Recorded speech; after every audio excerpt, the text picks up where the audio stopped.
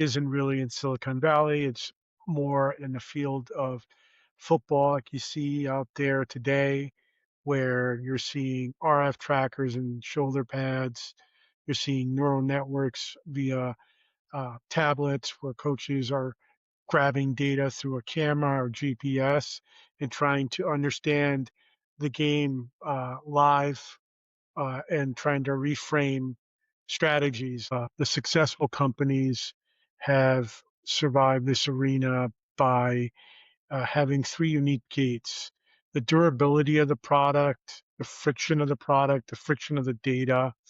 Uh, if it's not consistent and not always available, then you never earn the trust of the organization and you don't get market adoption. And there's many, many product examples, good and bad.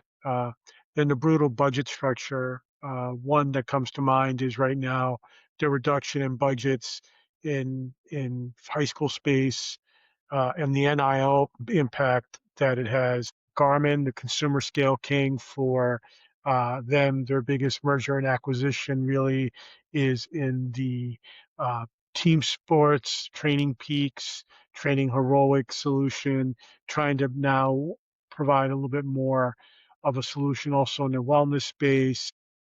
They've acquired First Beat Analytics some time ago, and all their watches now implement it. Their gap is there's no centralized platform. So, and there's no it's all really individual athlete tools that are silo and based.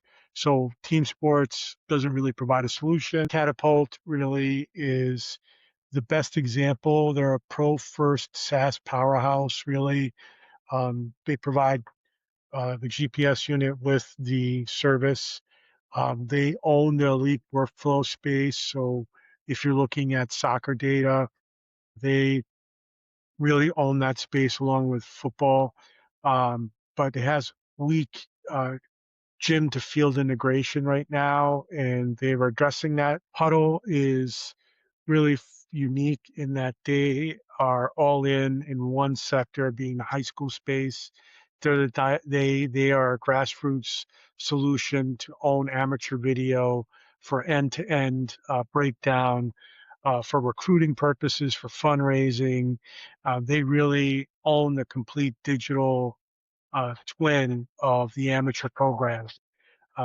They still need to fulfill a little bit more on the biometric side. Vault is really focused on being the diagnostic king.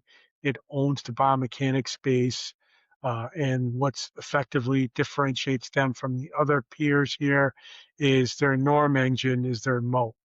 So everyone is conspicuous, is really absent from each other's turf.